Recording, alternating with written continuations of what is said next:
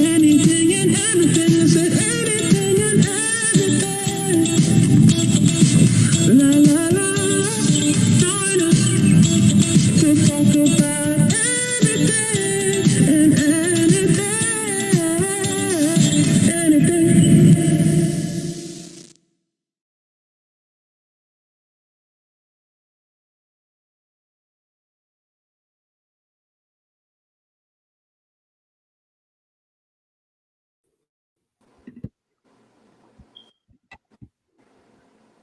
Welcome back, everyone. I'm Halima Sharif, and I'm your host for Anything and Everything, an internet-based show which acknowledges humanity at its core and recognizes that everyone has a story.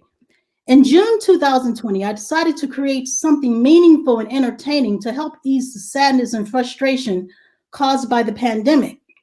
In less than a year, we have produced over 20 episodes with within the following categories: the New Orleans music legends, women of color catalysts, women of color catalysts and their allies, the artist circle, and the brotherhood circle. I have interviewed such notables as former executive writer producer for the Martin Lawrence show, Kenny Buford. He was actually my first guest. New Orleans music legend Edward Kid Jordan, Jermaine Basil, and Roger Dickerson. Actor, comedian, and Saturday Night Live's first Black actor, Garrett Morris. Famed comedian actress Lunel. First Lady Jill Biden's chief of staff and former U.S. ambassador for Uruguay, Julissa Reynosa. Kimba Hendricks, Director of Diversity and Inclusion for the House of Representatives, and Suva Berry, Ceramount's President and CEO.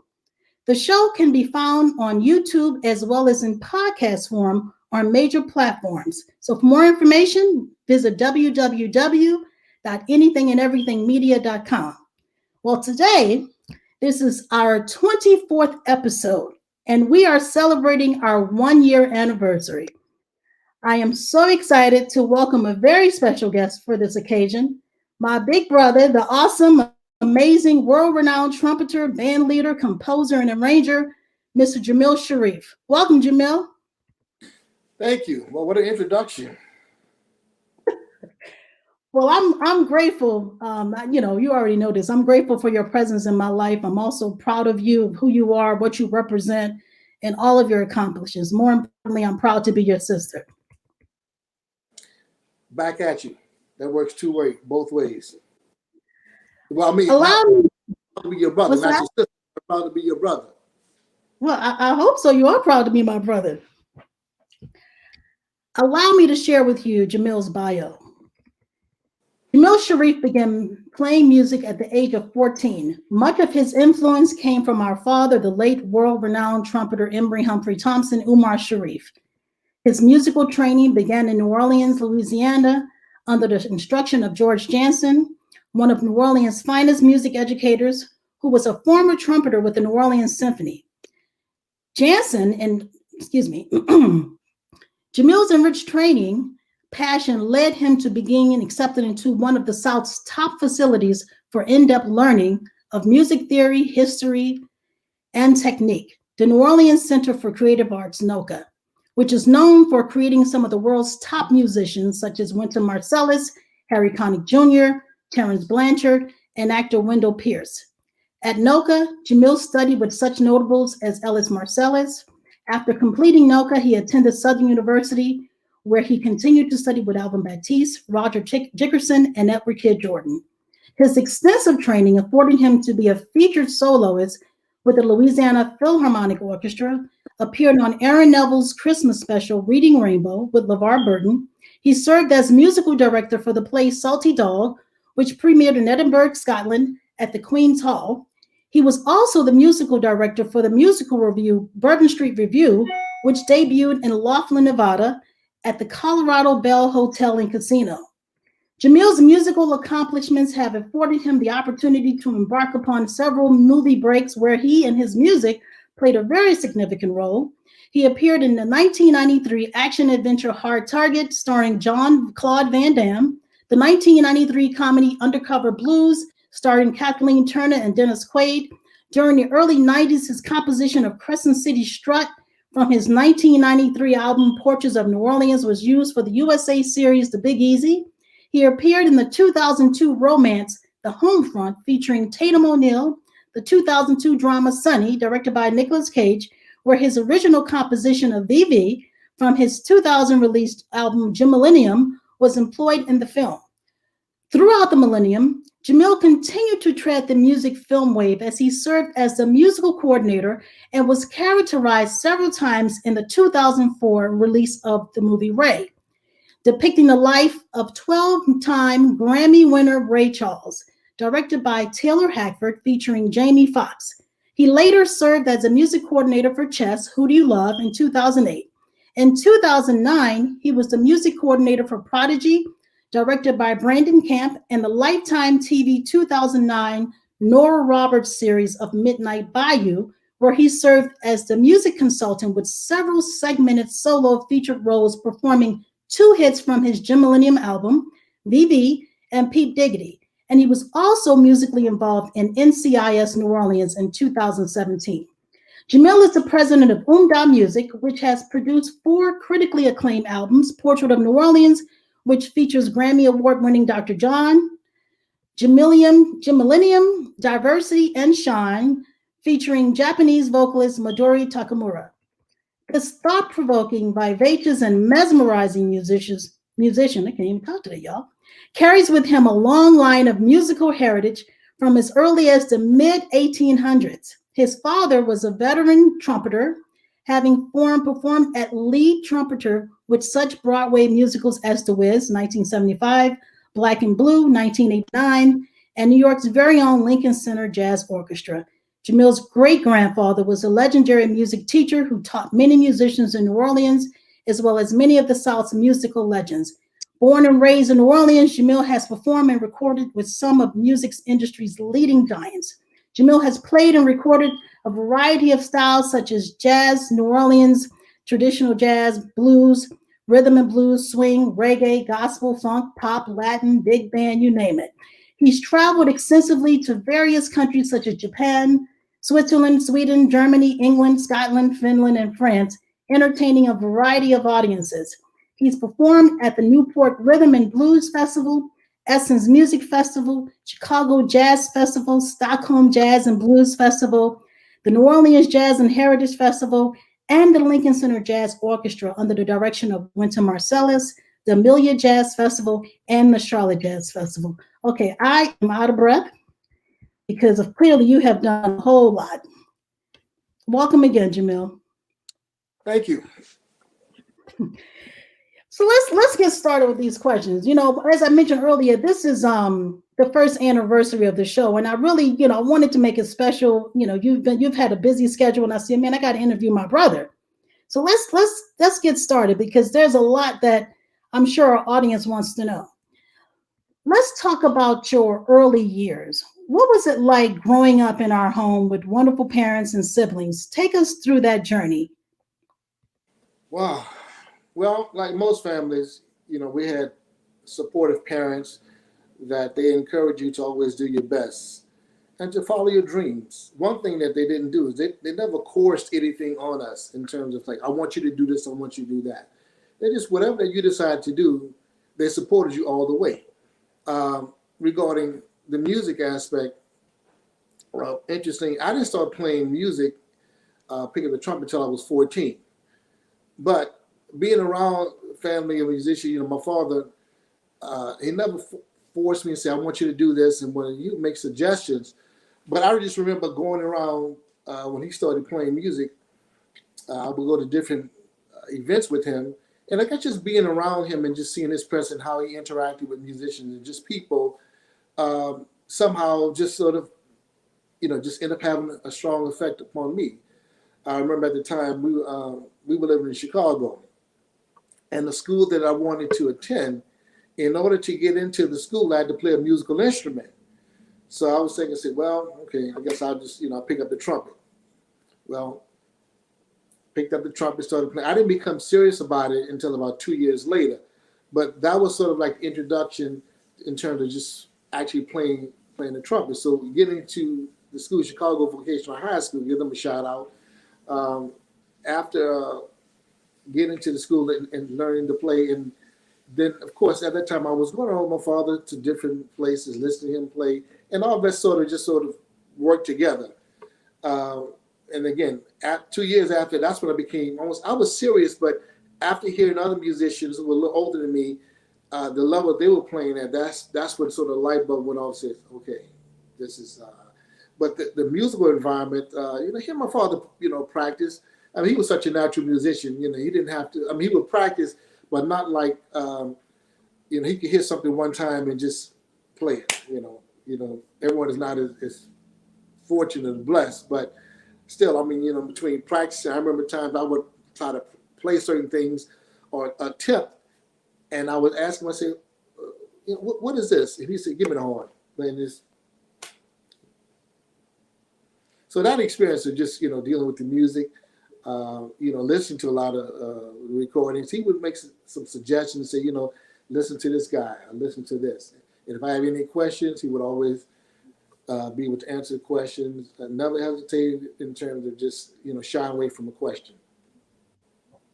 Yeah, you can say that again. He was very much straight to the point. And I mean, just having him in your life and our lives was a blessing. I always recall one of the interviews I did, a couple of interviews, I had shared that, all of us had actually played an instrument, but you had taken off to a completely different level. I know Kareem and Layla did the clarinet and I did the piano for a minute, but, having that influence made one heaven of a difference. And going more into your earlier journey, let's talk about the New Orleans Jazz Curious, and its origin, especially the members.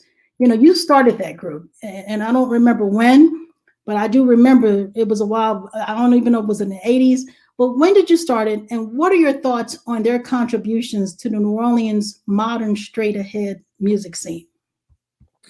Okay, the New Orleans Jazz Curious actually was a group that was co-founded by my good friend Kelvin Harrison and myself. And just to give you an idea of how that name came about, there was a drummer in New Orleans. Kelvin and I, best friends. We would go around to different clubs and just sit in, which a lot of musicians would do. When you want to learn how to play and trying to get things together, you would go to different clubs, and the older musicians will allow you the opportunity to sit in.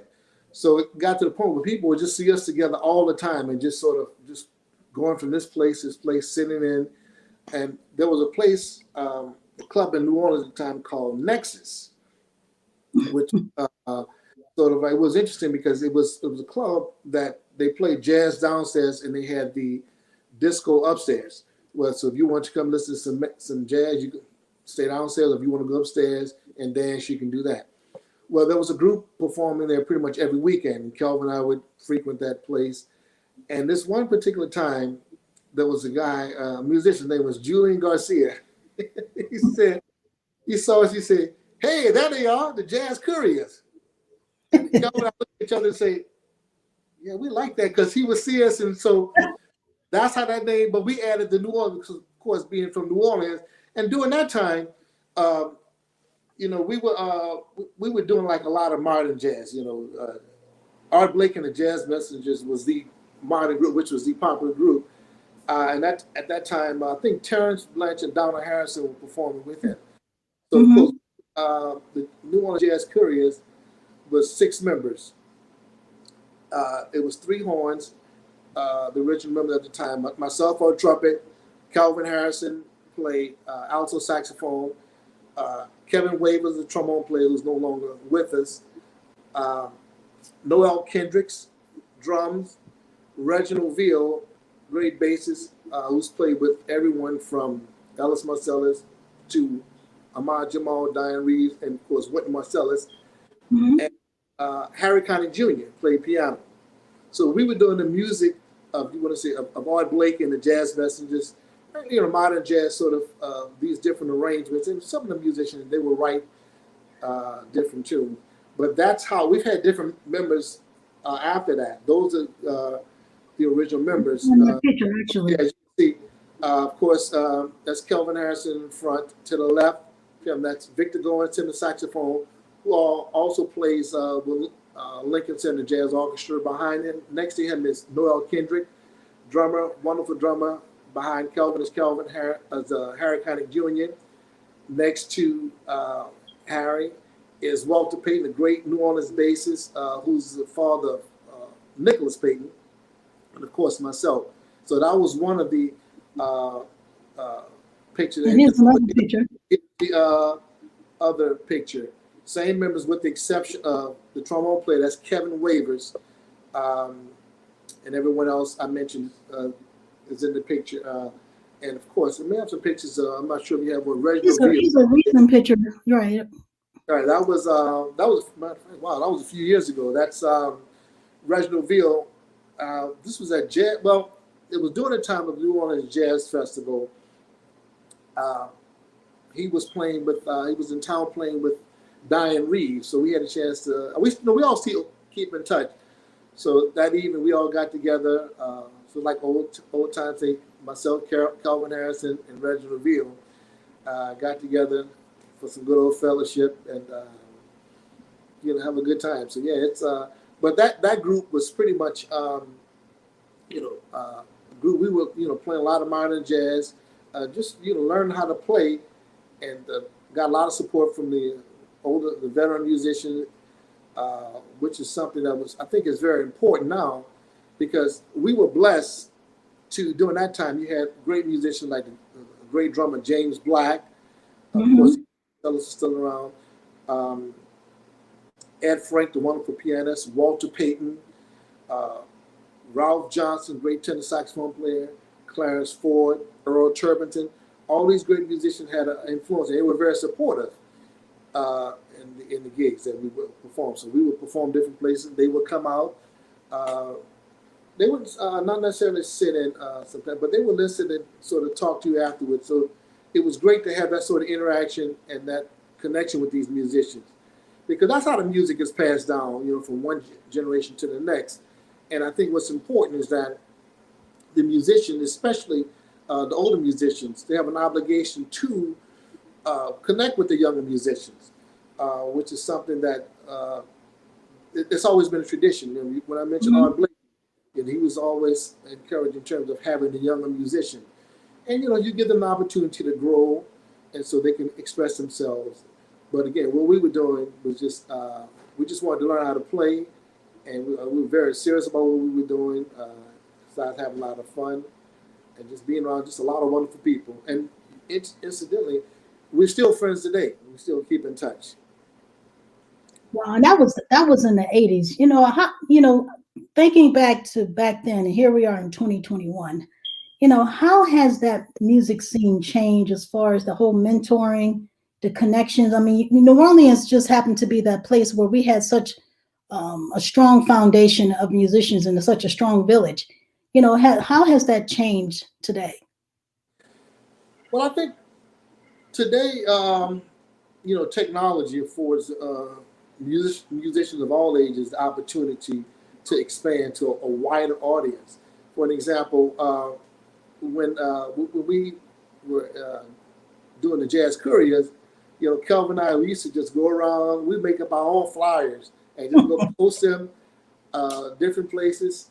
It was more like hands-on and just sort of doing all the groundwork. We were actively involved in that, just making flyers, going to places like Kinko's. I wish we had some old flyers and post them in different places, and just sort of getting people, because the jazz scene wasn't really during the time we had the Couriers. It was a lot of the veteran musicians I mentioned, Earl Turbington, Ed Frank, James Black, Smokey Johnson, Irvin Charles, all these great musicians. They were performing in different places, but there wasn't really a scene for the younger musicians. So we were doing that. I remember one time we were performing at Slug Harbor, and Ellis Marcellus was coming to see us in the gig. And afterwards, he said, "Man, you guys gonna fool around and start a scene around here." I mean, I think about it now. It was a great compliment, because we were just sort of just playing, and just, it wasn't in terms of trying to create. So we just wanted to play. We enjoyed playing the music, and at that time, keep in mind, Winton was just coming on the scene, and he was very popular, and he had sort of excited the jazz scene in the world. And of course, Mhm. Terry Blanche and Donna Harrison. And so now there's like this awakening. So you have these musicians in New Orleans sort of playing this music and sort of kind of just doing, what they were doing, but at a local level, just sort of enjoy playing. You didn't have too many the young musicians. Fast forward today, you have a lot of younger musicians that are performing. And the great thing about New Orleans is that you have such a um, wide, um, you have so many styles of music. You have modern jazz, you have traditional jazz, you have rhythm and blues, you have funk. Whatever it is, whatever style of music that you enjoy, you can find it in New Orleans. We often say the two reasons that people come to New Orleans, and that's the music and the food. Now, of course, you've had a lot of musicians um, right after Katrina, so there's been an influx of musicians that have come from various places, just like the musicians that have left to go to other places, and they have not returned. But those that are back, the musicians that are here, the younger musicians, some of those who were born and raised, and those that have migrated from other places, have sort of the scene has sort of become a much larger. So you can find many styles, whether you go to Bourbon Street or Frenchman Street. People always ask me, where should I go? Say, look, wherever you hear, you know what sounds good to you. Mhm. People say, this what type of music, good music and bad music. No, it's just good music that's sometimes played badly by people. But it's music. You just go and let your ear direct you.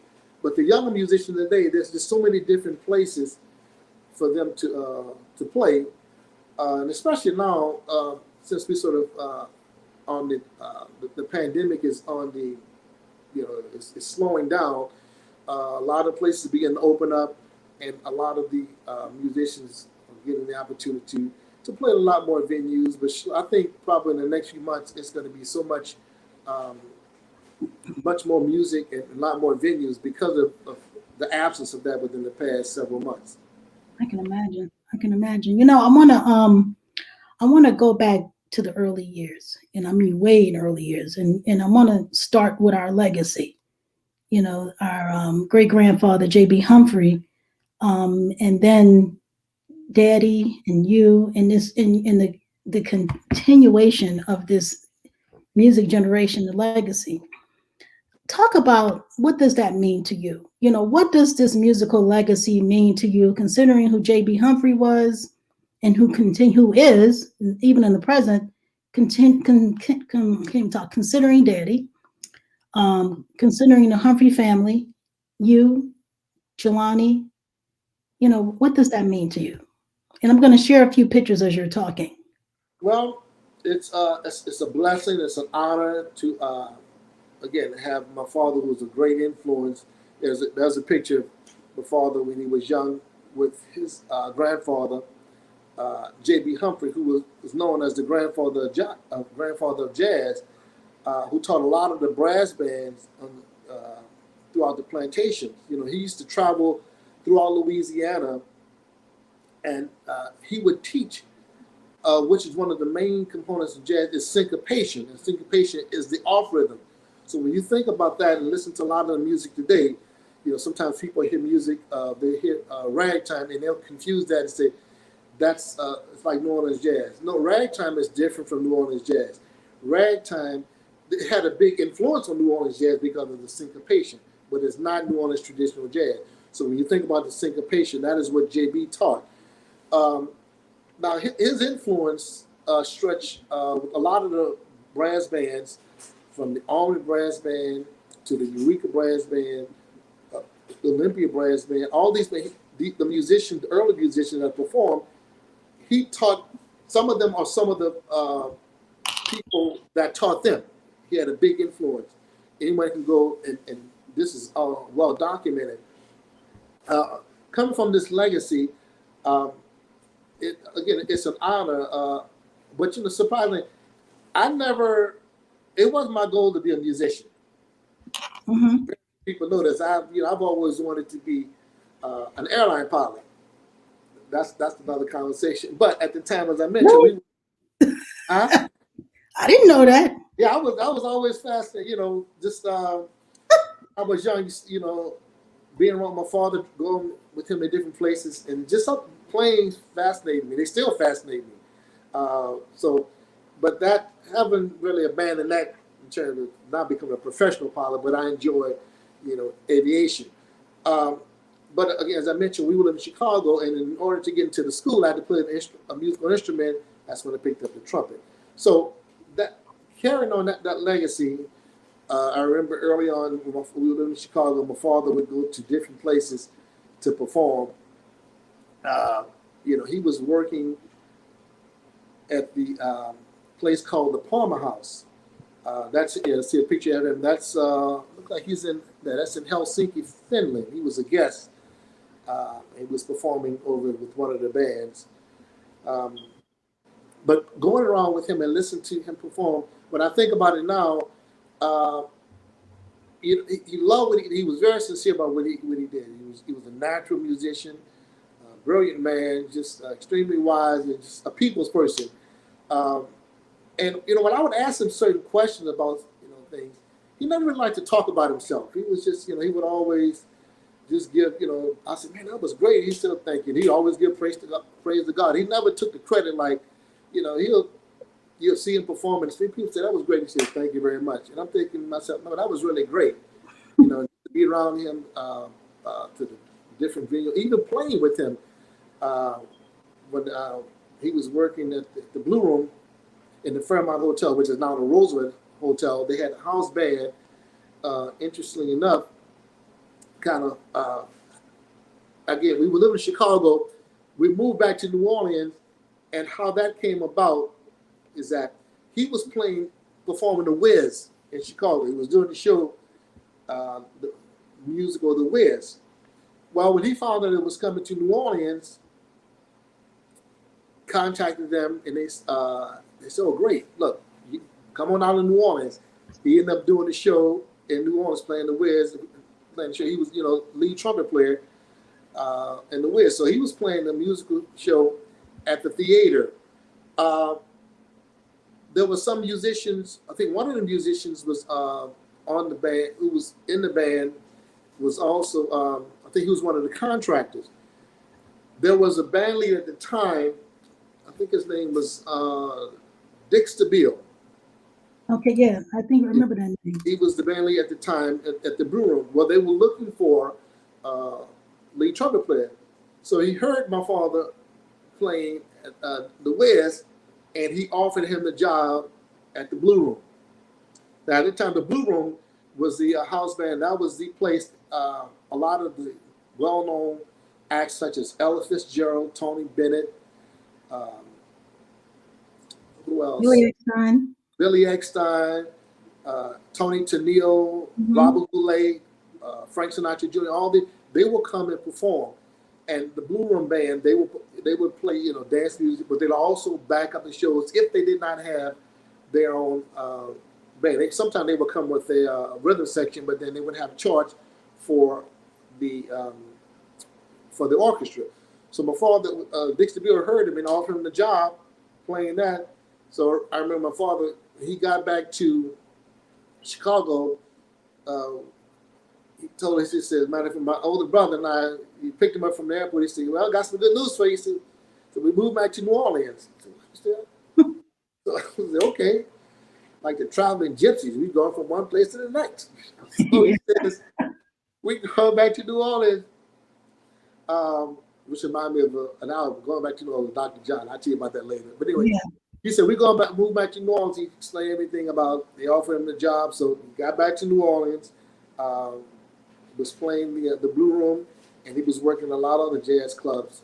He was working a lot, just had the opportunity. But yeah, and okay, but that history in terms of him playing and by me being around him, that influenced you just because he would never say do this or do that. But when you're around someone, you sort of you pick up on certain things, and ultimately, if it's something that strikes a chord with you, you run with it.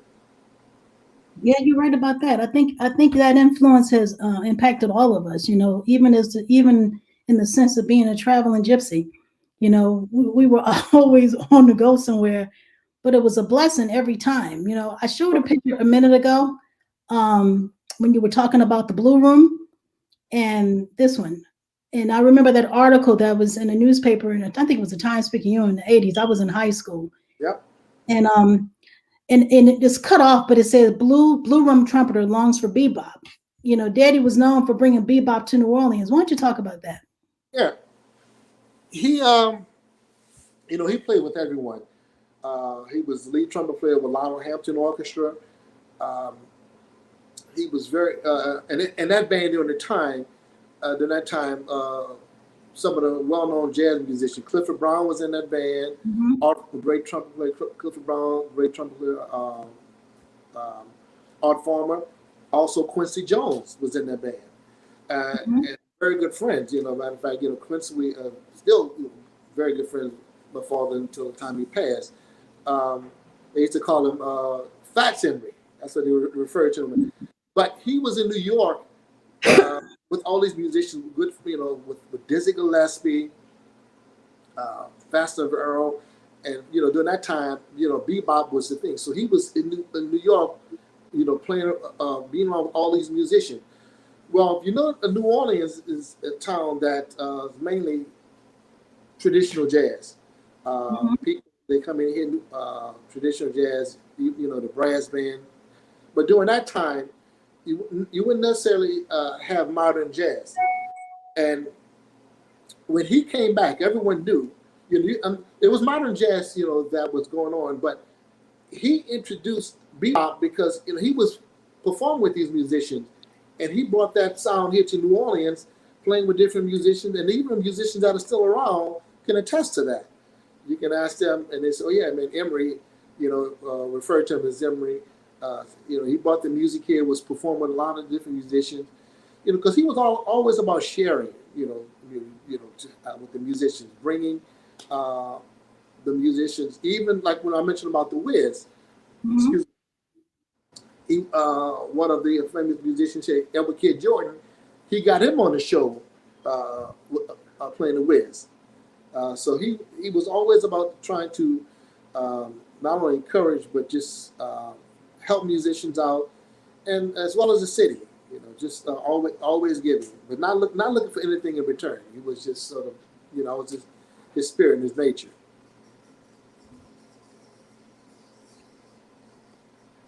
Yeah, that's a lot of history. I was just taking some notes. There were a lot of musicians that came to the house and that you were exposed to. You mentioned quite a few of their names. Um, what was that part of your life like, knowing that here you are, you knew you were going to this musical path, and knowing that your father knew all these people, but Daddy was always very modest. Like you said, he always gave praise to God, but he was always modest and just very grateful. But what was that like, knowing that so many of these legends that were coming through and had such an influence on yourself, is sure. Well, at the time you don't think of it at that time. You're young. You just, I'm just, as far as I'm concerned, I'm just hanging out with my father and he's his friend. I remember one particular instance, and now that's why I encourage people. If you have cameras, take pictures. Yep. But one have several, but one particular instance, I was at home and the phone rang. And I answered the phone. I said, "Hello." Someone said that I want to tell you exactly what it said. So. And I was like, "Who is this?" And I guess the person on the phone thought I was my father. And so then I said, "Somebody on the phone. I don't know what's going on." I gave him the phone, and he's talking. He said, "Hey, man," I said, "Where are you?" It was Dizzy Gillespie. So they were talking. So after they hung up, my father said, "Look," put some clothes on. Put some clothes on. We're gonna meet Diz." Now at that time, Dizzy Gillespie was in town. He was performing with the Dirty Dozen Brass Band at the Orpheum. So we went to go Hmm. pick up at the hotel, and they to just best friend. It wasn't like, oh, this is the great Dizzy. They was just two friends getting together. We end up going to, well, I would say, driving. He said we end up going to Dookie Chase, which is, one of the top restaurants, not only in New Orleans but in the country. We went there, and to make a long story short, they fixed so much food. It was only 3 people, my father, Des, and myself. But if you see them and the size, you know why they fix so much food. And I'm thinking, man, the only thing they turned down is their collar. They just all that food. Miss Chase was just bringing, hey, I want you to try this. And I'm thinking, man, if I had some pictures of that. That would have been awesome. But this, just to hear stories that they would, talk about. But when you were saying as far as how does it feel, I wasn't like awestruck. It was just 2 friends talking like you and I talking. It wasn't, oh, this is no. That that didn't really, he he's a people's person. He wasn't really into all that, the stardom, and just you look at every person, as a human being, not put them on the pedestal and just say, hey, it was just so just being around them and just seeing the way he interacted with people is that to see that that humanity like that, not in the sense, oh, this is so and so and this is, and that's what you look at. Don't look at look at the humanity. Just look at the individual. That's right. They always refer to Daddy as a gentle giant, and he really was that. He's very modest and straight to the point, but he really was a gentle giant. Everybody the same. Yeah, he was. So speaking of Daddy, if you go out to eat with him, I'll say this on a different subject. You go out to eat with him. If you ask you, hey, if you want to get something to eat, I'll get something. But don't ask me for none of mine. and guess what else? And then if you didn't finish your food, he would finish it for you. Right? He says, look, I'll say, can I ask? No, I asked you, did you want to get something? Fine, but don't ask me for none of mine. That's funny. Yeah, he was a funny character. I love, since I've been doing these interviews, especially him and Kid Jordan, man, they've got such an amazing history, and just listening to him talk about Daddy and all the crazy times was just comical. One more thing I want to ask you, thinking about Daddy again, what would you say his contributions were to New Orleans music and the New Orleans trumpet legacy overall?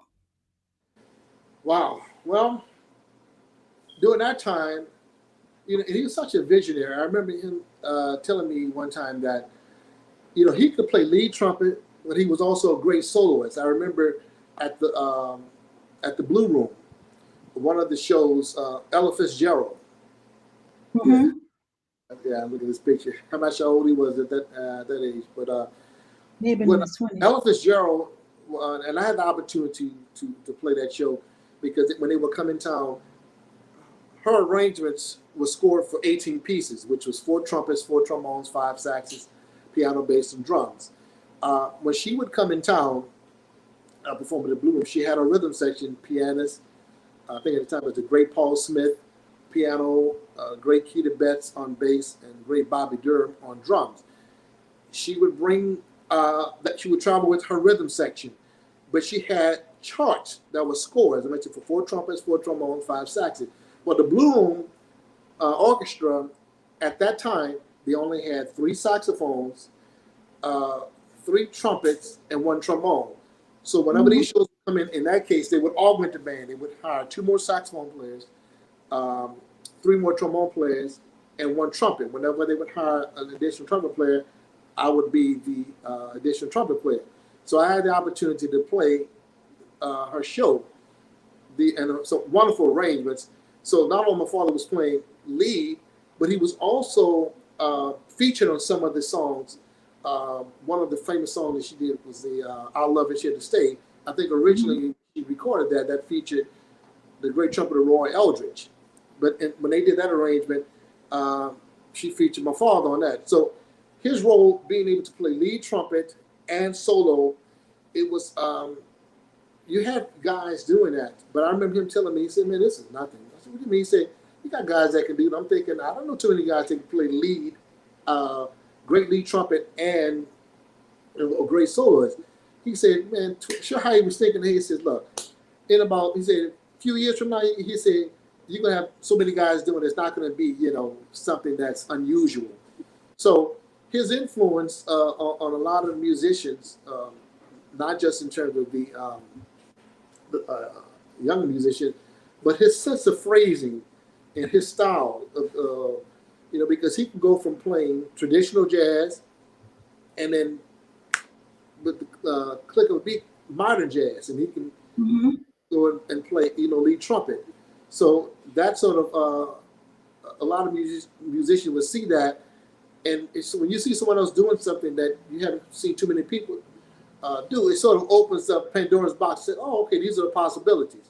So his influence on a lot of musicians, I think, is really, it's pretty influential. I agree. I totally agree.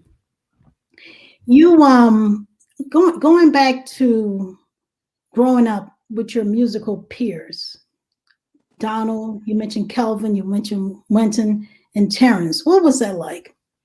I know all of y'all were friends, and I remember those times, in your 20s, 19, 20 years old. Right, yeah. Okay, of course, Wenton's a great musician, Terrence. I would say Terrence's influence was had a big influence on me, because when I first heard him, he's a year older than me, so but I remember first hearing him, and I was a junior in high school. He was a senior, and to hear somebody perform at that level, because coming from Chicago, there was no comparison. So of course, Terrence and I became good friends. I would go, pick him up. We go to different places. Kid Jordan was teaching at Southern University, and he used to have this on the weekends, big band program where you go in and just come and read some music. And Terrence lived in Pontchartrain Park, so I used to go pick him up sometimes. I'm sure he liked that, because that was an opportunity to get him out of not doing any work. But his parents are sweet. Go in and pick him up, because Southern University is right there in Pontchartrain Park in New Orleans, and just sort of hang out with him, go to different places. And as his career got on, kept in touch. But of my peers, I mentioned, a good friend Calvin Harrison, Reginald Veal, also the great Wes Anderson, also saxophone player, who I met was at Southern University. No, I think it was like 1982. He wasn't not even a year, and went on to perform. But went to Marcellus and his group, and in the Lincoln Center Orchestra, Reginald Veal. All I say today, we still friends. We still keep in touch. It's not like something that's distant past. I talk to Calvin often. Talk to Wes periodically. Reginald Veal, he's living out in California, but again, we still friends, and of course we're much older, and we every now and then. Matter of fact, Kelvin sent me a picture the other day of the Jazz Couriers. I was like, wow, this picture back, it was in 1985. And I'm going to send you that picture, but it's Kelvin Harrison, myself, Kevin Wavers on trombone. You can't see Noel Kendricks on drum, Reginald Veal's on bass, Bruce Jackson on congas, and Harry Connick is on piano. We'll see if I can find that picture. And we were doing a thing called Jazz in the Park, which was we used to have these series called Jazz in the Park, or Jazz in the Park, which in Louis Armstrong Park, where they have different performances.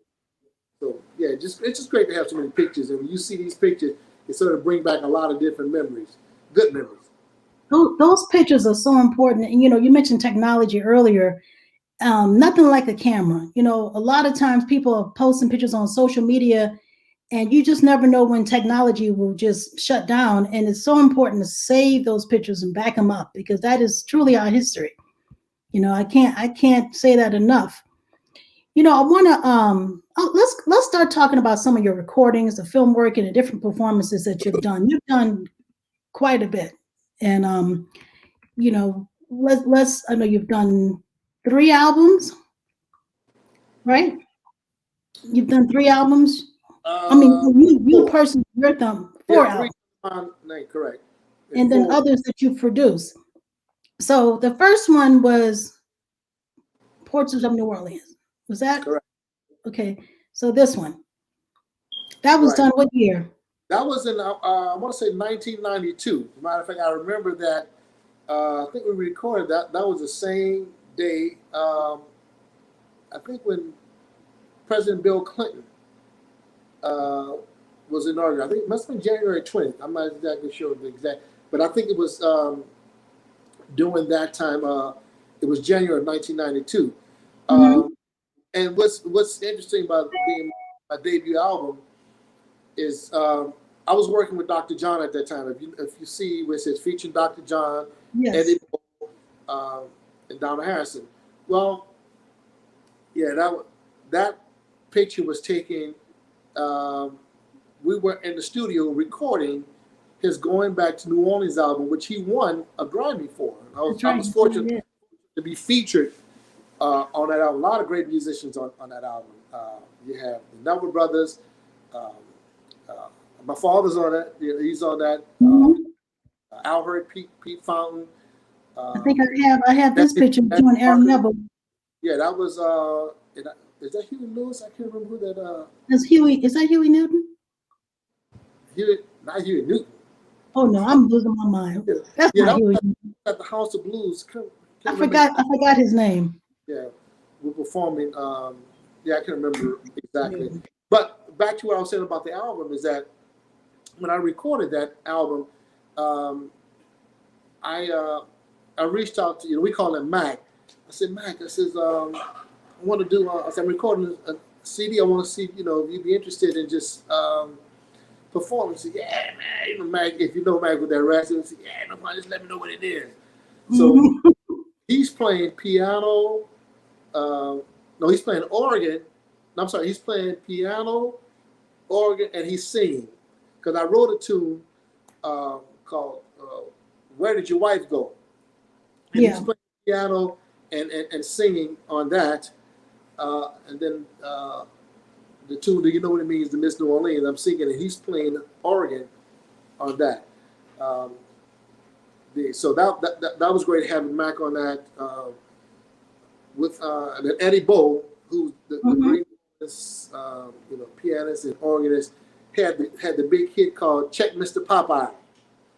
And I remember asking him to say to come and perform. He said, "Yeah, no problem." Came out, and of course Donna Harrison asked Donald to come and perform, and you always enjoy just having, I call it, some of the veteran musicians to perform, and just to have to highlight your music and for them to just add their special flavor. And then the next one you had was Jim Millennium. That was I call that was the call that the 2000 CD. A lot of composition, and surprisingly, and I wanted to make sure that my wife is a great vocalist, so yes, she is. I had her to sing on this. Does a great job on the song. So when people get the opportunity to go and hear that, so when I asked her, I said, I want you to sing this, and she's performed me at Jazz Fest. So that particular album features a lot of the musicians. I can't remember who's on that. I enjoy writing, so I have every album, say CD, I try to incorporate some original material. Incidentally, one of the tunes that's on that CD, which I wrote for my wife, has been featured in a lot of different movies. I think the first time was I was doing a film with Nicolas Cage, tune called a movie called Sunny, and they used the song in VV in that movie. I also did something Nora Roberts series, Midnight Bayou. Right, I'm going to actually share that shortly. Right, they used two of my compositions in that. So again, it's just a blessing to be able to not only perform, but to be able to have your music performed by in different settings, and for people to get the opportunity to hear your music and enjoy. So as a musician, you're thankful and grateful for that. And so then you had Diversity. Yeah, this CD I did. This is of all original compositions.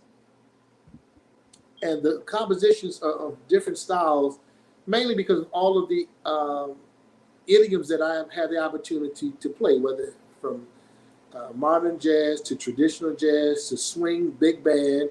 You can hear the different compositions. They represent that, and it's features a lot of wonderful musicians. For example, I have Ellis Marcellus on there.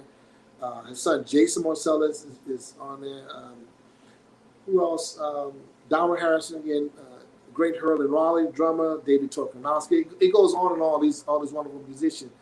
But what's interesting enough is that the liner notes was forwarded by another dear friend, Taylor Hafford, the director from Ray. When I reached out to him, he was so generous. He said, "Sure, whatever you need me to do." So he did the liner notes for me. That was on the set of Ray. Had such a wonderful time. So again, it's a blessing to be able to be in contact with these folks and to reach out to them to ask them, if you ask them for something, they're more than willing to support you in any way that they can. And then you have several albums that you were on that you were a sideman. I know that's just quite a few there. Forgot about all. Wow, yeah, Bring back memories, huh? Yeah, look at the top. Yeah, Dr. John going back to New Orleans. You know what? As a matter of fact, I tell you a quick story about that. That particular album, like I said, 1992, which he won a Grammy for. I was blessed to be featured. Not only I was working with Dr. John and his band, but being featured on about 3 songs. There was one song on there that was not originally supposed to be on there, and I tell you how that came about. There's a tune that was written by Jelly Roll Morton called "I Thought I Heard Buddy Bolden Say." Now, Buddy Bolden was the great cornetist that was known as the originator of jazz in terms of influence. Right. Louis Armstrong, King Oliver. Well, this particular song, we were rehearsing at one of the. I think at the manager's house. She lives in French Quarter. And unbeknownst to anyone, they were recording the rehearsals. No, we were just recording. And I was talking to great banjoist Danny Barker. And someone said, I've been trying to work on this song, the melody. So I was going over the song, the melody, and he was playing with me. So it's okay, got it. We get to the studio the next day, and Matt comes up to me and says, "Hey, Jamil, come here." He said, "Man, that song that you and Danny were doing." He says, "We want to record." I said, "What song?" Because he wasn't at the rehearsal. We were just, just a musician. We were getting the tune together, rehearsal, for the recording session. He said, "That song that," and I said, "Oh wait," I said, "You mean the Buddy?" I thought it was, Buddy Bolden Blues. He said, "No, yeah, I thought I heard it." He said, "Yeah, it's want to record that." I said, "Okay." So on the album, you have Dr. John playing piano and singing, Danny Barker playing banjo and singing, and I'm playing the trumpet. It's just the 3 of us. So that song was not originally supposed to be on there on the CD, but we recorded that, and that was that. Sometimes some things are playing out, but others things just happen. That's right. But I remember playing that. Again, you don't think about, "Oh, I'm doing something and this is going to be fun." You're young, you're just having fun, enjoying yourself. But as time goes on, you look back and you think, wow, this was a very special moment. And being around all these great musicians and having the even arrangements. Like I say, if they go and look at the CD and all of the musicians and even arrangers, the arranger on Wardell Corsair, they refer to him as the Creole Beethoven. He did an arrangement. I had him do an arrangement for me of when I did some things with the symphony. He did an arrangement. So it just, everything. It's just been such a wonderful blessing. I want to. I'm actually putting on the screen for people to go to your website and also to follow you on Facebook. I want to share a few pictures, and you can just briefly take us through that. Okay? Just briefly take us through those pictures, And just tell me what was this and what time was that and what was going on. For example, this picture here, you and Burt Reynolds. Burt Reynolds. That was at a jazz club that I was working at, Maison Bourbon. I was there for 18 years until I retired. But during that time, I had the opportunity to meet a lot of wonderful people. You know, of course, a lot of celebrities. Well, this particular time, Burt Reynolds had come in. I'm not sure he was in town, but he had come in to the club, and we talked, like the entire break, and just was telling us, yeah, look, get down to Jupiter, Florida, come on, give me a visit, and okay, fine, Burt. But just a great guy, just a great, person, just like you see him. Well, I've always been a big fan of his, but he came, he stayed for the entire set. We talked and shared some story about some of the people he knew and some of the people that I knew, and afterwards, he left. But he had a wonderful time. And then this one with Ed McMahon. Okay, yeah, I remember this like this was yesterday. The day before, I met his son, and his son had come into the club and says, "Man," he says, we were just talking. He says, he didn't tell me. He said, "Man, I really enjoy what you all are doing." I said, "Thank you very much." I just enjoy just talking to people. And on the break, we were talking. He said, "Man," he said, you guys gonna be here tomorrow?" I said, "Yeah." So we'll be here tomorrow. I can't remember what day it was, but I said, "Yeah, we'll be here tomorrow." He said, "Good." He said, "I want to bring my pops by." I said, "Fine." I said, "Give him time." I said, "Come on by." Just we'll be here. So sure enough, he kept his word. And I remember him. So when I'm looking at the back because from the stage, and I see him walk in, and right behind him is Ed McMahon, and he's pointing like saying, "That's my pops." So I said, "Okay." So he came in and Ed, of course, real generous. He enjoyed himself and just had a wonderful time. And yeah, that's the story with that. Yeah, and then you've got with the late filmmaker John Singleton. John Singleton. I was working with Wynton Marsalis with Lincoln Center Orchestra. That was out in California. Wynton was commissioned to do the score for the film Rosewood. Right. And of course, John Singleton being a director, beautiful individual. I know he made his transition, but that was on the set of we were doing the recording for Rosewood. And then you've got Bray with Regina. Regina King, right? That was on one of the many scenes. Regina, wonderful actress, wonderful person. Matter of fact, she had come out to the club a couple of times, and I was on the set in between breaks that we had that opportunity to get that photo. And let's just show one more. Old school. Wow, yes. That was in New York at the I think the New York State Theater. I was working with Wynton Marsalis and the Lincoln Center Jazz Orchestra. Next to me is great trumpet player John Faddis, who happened to just be there for that performance. Next to him is Roger Ingram, the lead trumpet player who was performing with Wynton at the time, who's also was the lead trumpet player with Harry Connick Jr.'s big band. Of course, that's Wynton to his left. Whoa, that's a lot of history. I'm taking you back and taking me back as well. I wanna continue talking about these recordings as we continue to move forward. You mentioned we were talking about the movie Ray. Okay, I want to share a quick clip from that. Is a good idea. Wood Brown was a good idea. Wood Brown still is a good idea. That's good to me. Oh yeah. Say I got a woman way over town. Good to me. Oh yeah. She give me money when I'm in need. Yeah, she's a kind of friend indeed. I got a woman. Ahmed. Yeah, we gotta get this on wax. Oh yeah.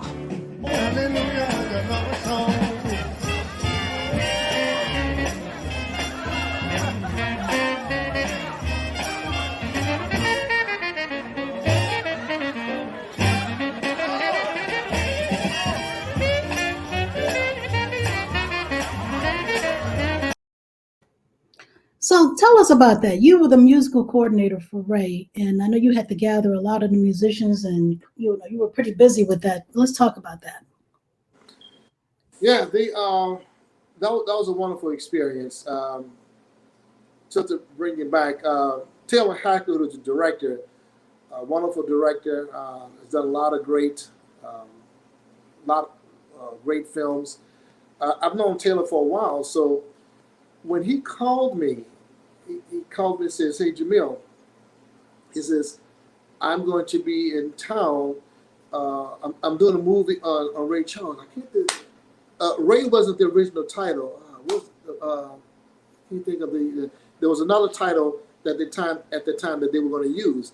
He said, "I'm going to be in town doing in a few months doing the movie biopic of Ray Charles. I want to see if you would be interested to meet with you." I said, "Sure." So I guess a few weeks passed by, and he called me, and I met with him along with the other producers, people that were involved, and he explained to me what was going on, which was they were doing the bio on Ray Charles, and what that entailed in terms of doing the music. So of course I asked him. I said, "Well, what would you like me to do?" He said, "Well, I want you to get the musicians together. We have like so many different scenes, and it's going to require musicians. Everything from Ray's band to country and western band to the big band. So we're talking like over 30 musicians." So I said, "Okay." So I was asking in terms of the the different bands, the music itself, because when you're doing film, sometimes when you see something, you may see anywhere from a few seconds to maybe a couple of minutes. So the question I had is that how much music do you want in terms of the? So he would say, "We're going to do this particular scene." Okay. So I said, "Okay, I want to make sure. Just send me just the clips of the actual scene, because I want to make sure." And I expressed to him, I said, "Well, because we were playing. This is the thing that I wanted to make sure that when people ask me, they say, 'Well, you guys were really playing?' Yes, we were actually playing, but the music was not being recorded, because those recordings are classic. You don't want to mess with them. Right. You don't need to. Those recordings, but I wanted the musicians to actually play, not pantomime like they did. So if you were on set, we were playing along with the music to give that as if this is being recorded, because you want to get that intensity. You want to make sure that it comes across it, that when people see it, they say, 'Wow, when you guys said we were playing, but it was not being recorded.'" Mm-hmm. So when I asked them about that, I said, "Let me just get the music." So for instance, we're doing a scene that was only 20 seconds. Just give me that clip. It wouldn't make sense to have the entire song, because you're not playing the entire song, just the portion that we're responsible for, because there was a lot of music. Different. When you see the movie, there's a lot of different scenes, and I wanted to make sure. Excuse me. I wanted to make sure that when I talked with the musicians, I explained to them what was going on. I needed their commitment. I say, if you're going to commit to this, I want to make sure that you're obligated. You can't. It's not like taking a gig and say, "All right, I have this gig," and then something came up and I have to get someone else. No, we have your face on camera, so it's not easy. I mean, you can do it, but it wouldn't be feasible and make sense to say we have you recorded and we're going to get somebody else. So the musicians that you see, they were there for the duration, which is great. I had a wonderful time with the musicians. Everyone knew what their obligation, the responsibilities were, and they adhered to that. So that was great. Interesting enough is that because there was different styles, for example, with the Ray's band, I remember. Now, prior to that, before meeting with them, once I met with the musician, I explained to them. But I had already met with Taylor, and I met with Jamie. So we started to develop you would call it a relationship, but we knew each other. So Taylor had reached out to me and says, "Look," because I'd already selected the guys who I wanted to be in Ray's band, because that band was going to be on screen the majority of the time, and it was important that they had the guys who committed, but also who felt comfortable. Because being on film, everyone is not comfortable, being on camera. So I remember talking to Taylor, and he said, "Well, look, you think we get a chance to meet the musicians and I said, sure. So of course, that was about bring the guys in and see how they are. So I told the guys, I said, come on, let's go. We're going to the studio to meet. I didn't tell them everything. I said, we're going to meet Taylor. So we get to the office, the room, and I bring him in. And Jamie's at the piano. He's already in character. He's on the piano. He's not saying anything. He's just there. So I wanted to see their reaction, in terms of, as far as how they were going to react. It wasn't none of that starstruck. That was just Jamie Foxx. It was like they walked in, hey, how you doing? Sit down, and we just started talking. And so, but that's what that was about, to see how the guy and everyone was comfortable, because we had it's just a job. We had fun doing what we had to do. And at that time, Jamie didn't say that. He was just, like, okay, just on the piano, doing this on the other side, and we just talking to Taylor, asking some questions, and so forth and so forth. And after that, the rest was, getting everything together with the different bands, from the country and western band, getting the guys together for the big band, small trio. And it wasn't just getting together. What I had in mind is, in addition to, getting the right music, but there's a certain look. And every musician that I thought, I took all of that in consideration to make sure that it complemented, the film and as far as the music. And the musicians that I were able to select, they're wonderful. I mean, they were great musicians. They could play. They're professional musicians. It wasn't somebody who was, this is what they do. So, of course, that's why when you see them on screen, it looks natural, because that's what they do.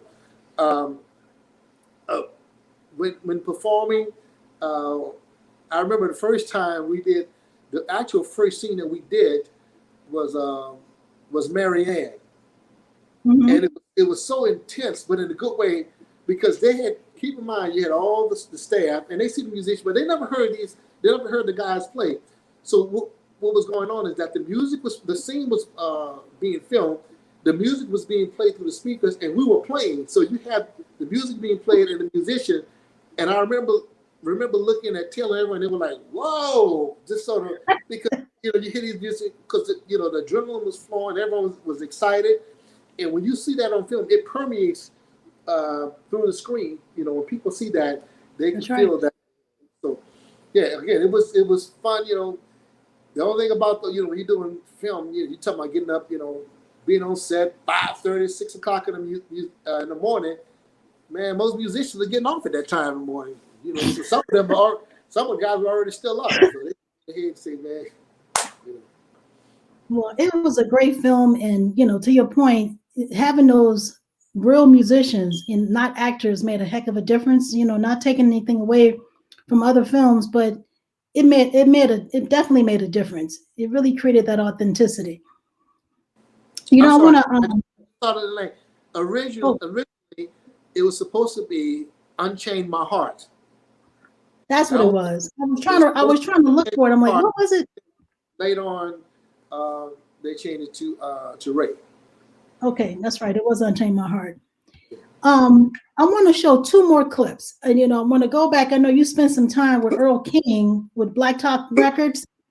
And then I want to go into share a scene from Midnight Bayou. You mentioned earlier about Nora Roberts with the Lifetime special. But let me share this clip with Earl King. And I think you were performing. I don't even know what year that was. You can tell us. But here it is, and you can brief on it in a minute. For Earl King. The things that I used to do.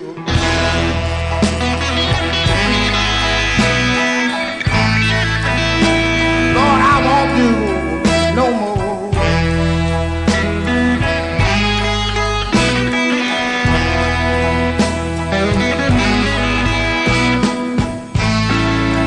The things that I used to do.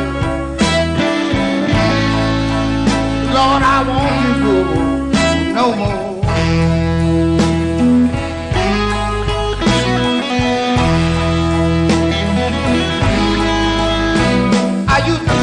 Your hand, baby, Lord, yes I did. And I cried, begging you not to go.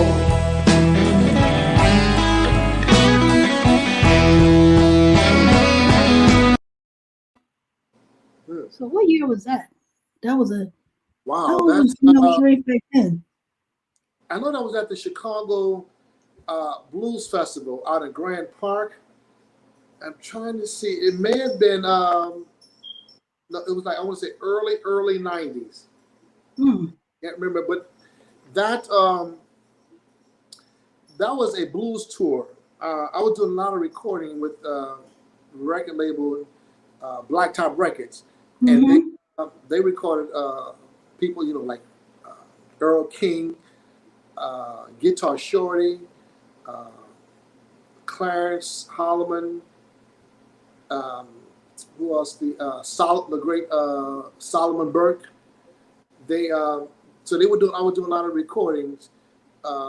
They would come in, and he would the owners of that company, which is now no longer exists, was two brothers, Hammond Scott and Norman Scott, and they was me and the saxophone player, can't think of the gentleman's name, from Texas.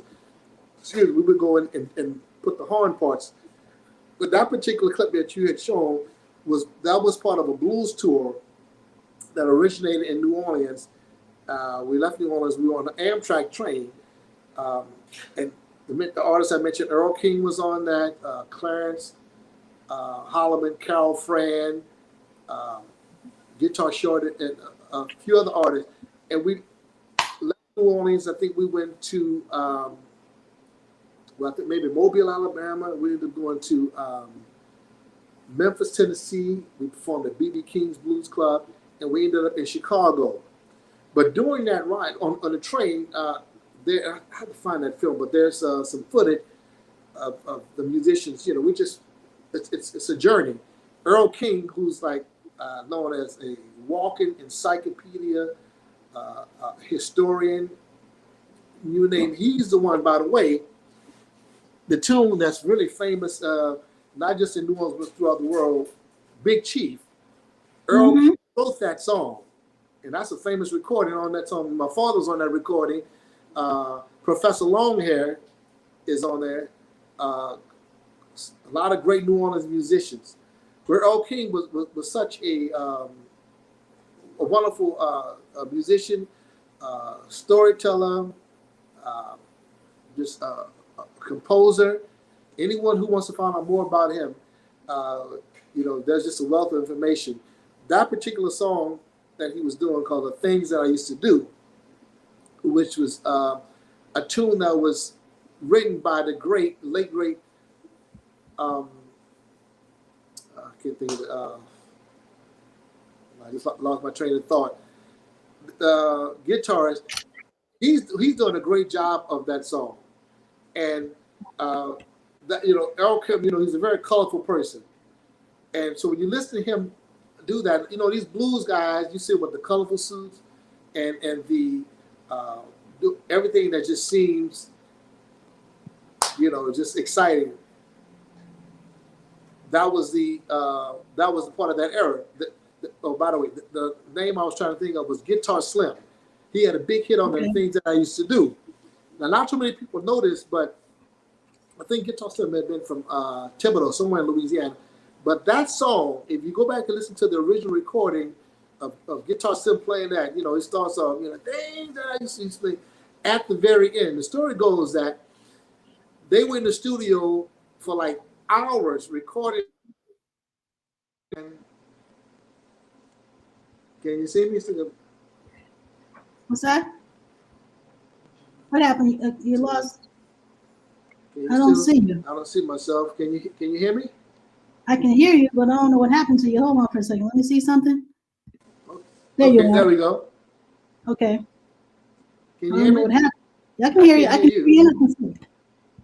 Let me see. Can you hear me now? Are you able to hear me now? I can't hear you. How about now? Hold on. Let me do something. I'm going to remove myself and come back. Okay. Can you hear me now? I can hear you now. Okay. There you go. Good. The story goes with that song is that on that recording session, Guitar Slim was playing and he was, kept going and he would make a mistake. But if you know anything about technology, when you record, it's not like today where if you make a mistake, you can go back because you're recording on several different channels. There's a lot of microphones, so you can sort of edit. You can mute someone out. Well, that guitar slim? Oh, there you go. Okay, there you go. So that's the song, the story that goes with the song that he was recording, and he kept making a mistake. It just kept stopping and not getting through the very end. Well, this one time he finally got through the very end. You hear him go the last towards the end of the song. It says ba ba da ba ba ba da ba, and right between after he hears somebody say yeah. That's Ray Charles. Man. He was on that session. Why is it? Because they finally, by that time, it was the end of the song. They already gotten through everything. So when you hear somebody say, when you hear you can hear on the record, it said, ba ba da ba ba ba da ba. Yeah. That time it didn't matter. If you never stop, it doesn't make a difference. We already got you on tape.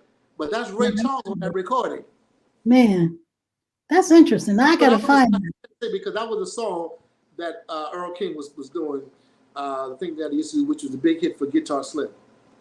And then you mentioned earlier, and I just want to show it on the screen. You mentioned him doing this Big Chief, Professor Longhair. That's it right there. That's it. And as you see, it said arranged and conducted by Wardell Kazan. A lot of great musicians on that session. You know. Yep, and I know it's on YouTube as well. Yeah. So let me quickly go on to the next one. So I wanna share a clip from Midnight Bayou. It's just gonna be a clip, and then I'm gonna play the song you dedicated to Javita. Hold on, I gotta find it. Here we go.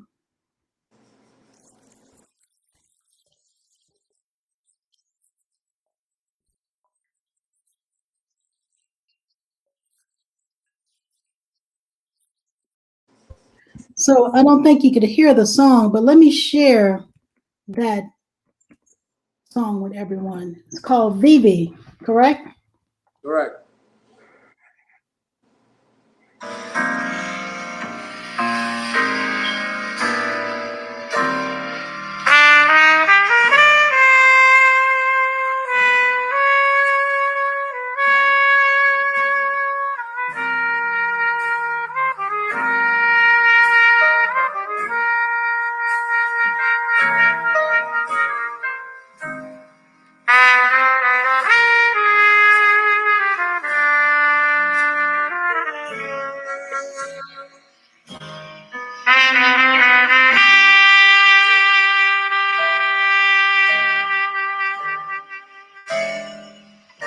That was one of my favorite tunes on the Jim Millennium album. Share more information about that, Nora Roberts. And then I know it was more than Nora Roberts on the Lifetime special, but you mentioned it also. They played it for, was it Sonny? Sonny. Originally, I did that with Nicolas Cage. He was making his directorial debut, and that song again. I met him at the club. That's when I first met him. Was that, I guess it was 2000, I can't remember the years, like early 2000. And even today, we're still good friends. I saw him about a year ago. I think he would come to Jazz Fest quite a bit. Yeah, he would come to Jazz Fest. I saw him about a year ago. I was performing somewhere, and we were texting. He came out to the gig. So that song was used also in Sonny. Again, that was a song that I wrote for my wife. But in regards to Nora Roberts, the producer of that film, I was working on another film with him called Who Do You Love, which is about Chess Records. And right after we finished that, he had picked up this gig with Midnight Bayou, and not only asked me to be a part of the scene, but he asked me, he says, do you have any music? So of course I gave him a CD with my music, and they ended up using not only VV, but they ended up using another song called Pete Diggity in the movie as well.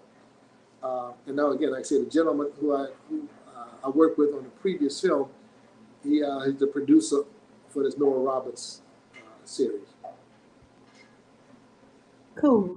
We got a couple more questions because there's so much history and I'm just loving this. You have I want to go back to Jazz Fest. You have played at the New Orleans Jazz and Heritage Festival over 35 years. What would you say are some of your most memorable Jazz Fest moments? And I have a couple of photos that I'll share as you're talking. One in particular, this one here.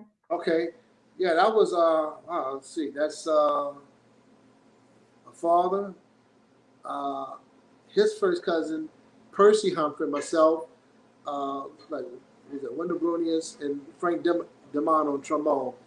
I'm not sure what year that was, but yeah, that of course, anytime you get an opportunity to play, with like me with my father and then my relatives, of course, that's just a very special moment. Right. There were some other moments. Of course, New Orleans Jazz Couriers, because we've been playing since even early '80s with the New Orleans Jazz Couriers. We've had different people sit in with us. I remember Terrence Blanchard sat in with us one time. Mm-hmm. Who else? I think Wynn sat in with us once. Yeah, different people. That's one instance. I was playing one year with at the Jazz Fest with the late great Ed Frank on pianist, Elton Herron on bass, who's still with us. The great tenor saxophonist who's no longer with us, named Fred Kemp, who played with Fats Domino for many years, and the great New Orleans drummer who's no longer with us, named Smokey Johnson, who composed the song "It Ain't My Fault." Now, what was interesting is that we played a lot of different songs, but we end up playing that song at the Jazz Fest, and the Jazz Fest will record different musicians, different sets, a part of their sets, and that song, they recorded that particular set. That song is on one of their compilation CDs. I don't have a copy of it, but that's on one of their compilation CDs. And you hear, I think it starts off where you hear Fred Kemp said, "Right now we're gonna do a tune by the drummer Smokey Johnson," and it ain't my fault. They actually hear Smokey play that tune. Is just incredible. Who, oh, by the way, was Fats Domino's drummer for many years. That's the one right here. Yeah. Great Smokey Johnson. And of course, when I played with Dr. John at the Jazz Fest, we, anytime you play in front of a live audience and you're getting that energy back, it's always exciting because as musicians, you're feeding off what they're giving to you. So you're getting a lot of love, wonderful vibrations, good energy, and you want to just give that back to them. It's like the more they give to you, it's an ongoing thing. Okay, you give it to me, I'm giving it back to you. And then I know you had this one with my son, your nephew, Jelani. Absolutely. That's tell you something. That's my nephew. I was really surprised that he actually got involved in music because he's such a brilliant and smart individual. I'm not saying it because he's my nephew. Anybody get the opportunity to meet him, you'll see. So when he decided to go and play music, it was a surprise. I'm happy, but he could have easily been an engineer, a scientist. That's the kind of mind that he has. But anything he does well. He's very serious about what he's doing. I mean, he's doing some great things now. He's making his own path. Doing a lot of composition, a lot of composing, a lot of writing. He's just very active. So he's get the opportunity, check him out. Check him out. He's doing some wonderful thing to the point where, just to give him a little shout out, he graduated from Berklee College of Music. So that wasn't enough. Excuse me. He decided to say, well, let me go and get my master's degree. So he ended up getting his full scholarship, getting his master's degree. The rest is history. He's just continued to go on. So get the opportunity to check him out, Jelani Bowman. Yeah, he's an amazing young man. I'm not saying it because he's my kid, but he really is. He doesn't stop. This has been a great interview, but I have to ask you, as an artist and musician, What do you want people to know about your legacy? Wow. Well, I won't say legacy. I just, Well, I you're a enjoy. part of a legacy. Huh? You are part of that legacy that continues, and I'm so many other musicians, and not just in New Orleans, but throughout the world, who have had some major contributions. well. I love people. I enjoy being around people. I love just sharing, and just like most human beings, you enjoy just giving because so many. I've been. I don't like to use the word lucky. I say I've been blessed, and I'm thankful because I've had the Mhm. opportunity to be in situations that I've been in a lot of wonderful people, and I'm still surrounded by all of that. So it's just it's a very humble experience, and I don't take it lightly. Just to be thankful to encounter, be in contact with these people, and to be able to have a relationship with them. Not like something they say, oh, that's something I did years ago, and these people to still have these relationships with these individuals, and that they enjoy what you do. They enjoy you as a person, as an artist. I like for people to know that anything that I do, I just try to do it, to be honest and sincere about it. And I'm not looking for the pats on the back. There are a lot of people that are doing some wonderful things. Yes, they are. And I get excited when somebody tells me about something. I get excited in terms of like, wow, this is just, it's motivating. I use, for example, like we've been dealing with the pandemic for the past few months. Well, as a musician, we're blessed because we have different outlets that we can venture into. I've been in addition to between practicing, performing, doing some gigs, but I've been doing a lot of writing. So I've been, writing a lot of different things, different styles, and hopefully by August I have something I just finished doing with a lot of great musicians that they recorded one of my compositions that I produced. Is going to be a single. That's going to be probably, I want to say maybe around August. We've completed Mhm. the mixing on that. A lot of great. I'll kind of give you a heads up of the musicians that are on that. It's a composition that I wrote, and it features Shea Pierre on piano, Nicholas Payton on organ, Max Moran on bass, Herlin Raleigh on drums, Ricardo Pascal tenor saxophone, and Roderick Paul on alto saxophone. So So some great names, great people. yeah, be on the lookout for the that's sometime I'll say August or maybe before. So this year, August. Yeah, that's just one. Then I have some other songs that I've composed that I'm going to be releasing to. So, I use that time to just in terms of composing uh, some music, and it's different styles of music. It's the things that I have had the opportunity to partake in. So, hopefully, the people will be able to enjoy them and go out and support the music. So leave us with this. What advice would you give young people, not just artists, but young people today? Believe, believe in yourself. Believe in yourself. Do not give up.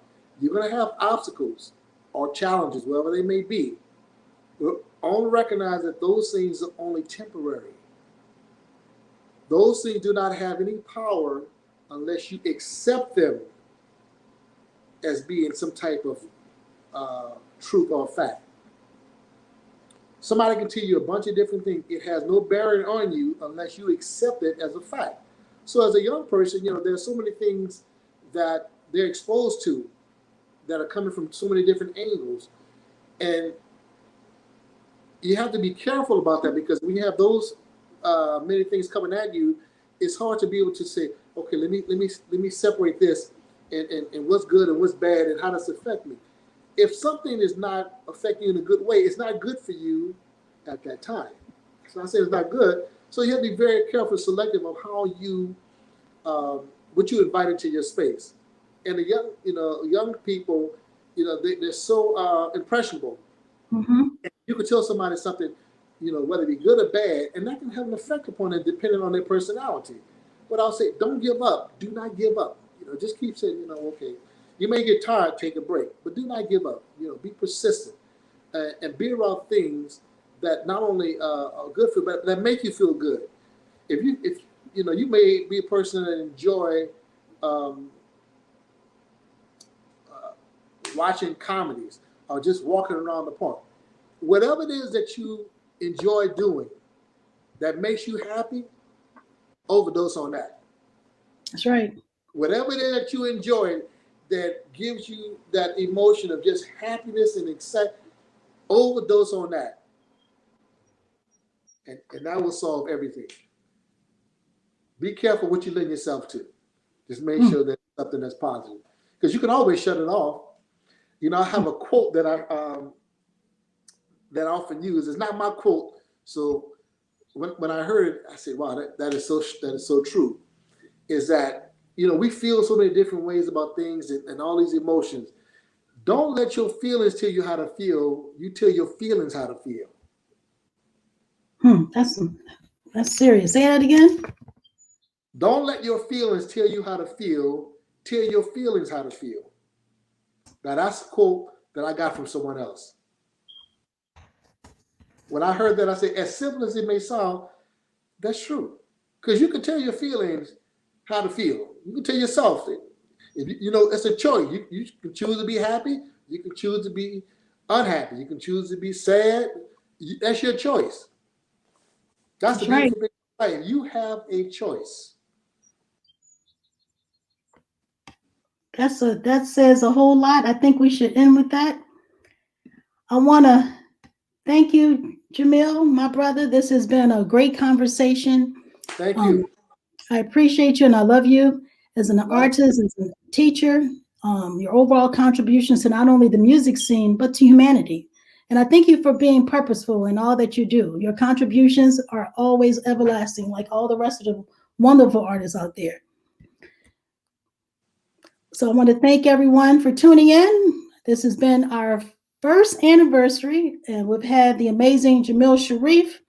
For more information, visit my website at www.anythingandeverythingmedia.com, or you can just Google Jamil Sharif or go to his website at jamilsharif.com. He's pretty much everywhere.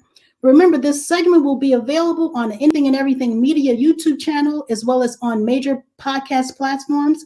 To learn more about anything and everything, once again, go to www.anythingandeverythingmedia.com. Until then, stay tuned for a musical treat by Jamil Sharif. See you next time.